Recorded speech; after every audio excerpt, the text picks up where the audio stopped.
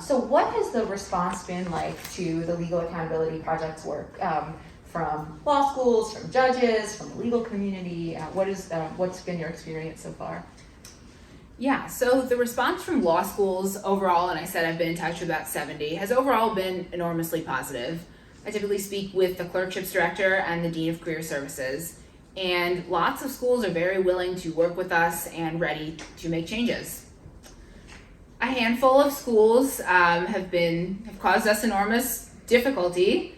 It's primarily clerkship directors who have sometimes some misaligned incentives. Some of them intend to continue funneling students into clerkships they either know or suspect are bad, or they just don't care because they're focused on increasing the number of placements, period.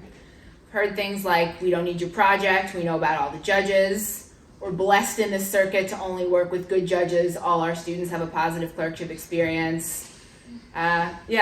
So we've definitely faced some challenges from a couple schools, but we're optimistic we'll make progress everywhere, and we think these visits are enormously important. Matt and I typically meet with the dean and clerkship director, and it's overall been very positive.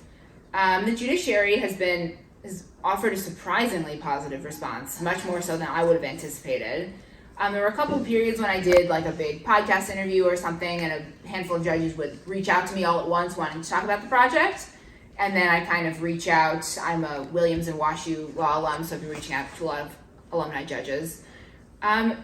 Judges think a couple things that are really exciting about this. First of all, they understand that positive reviews in the database are going to bolster not only their reputations, but their clerkship applicant pools. Because they understand that this is a diversity issue.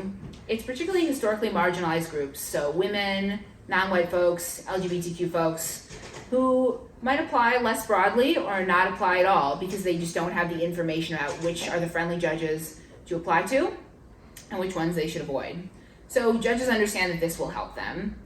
I've also spoken with a lot of federal judges who say either, I think Title VII should be extended to me, or I ascended from the state court bench, nothing about me magically changed when I received life tenures, that's when I should be exempt from Title VII. So we've had some judges reaching out to their alma maters to encourage their law school to participate, to say that we as judges feel that students should know more about us before applying. So it's been great. Good.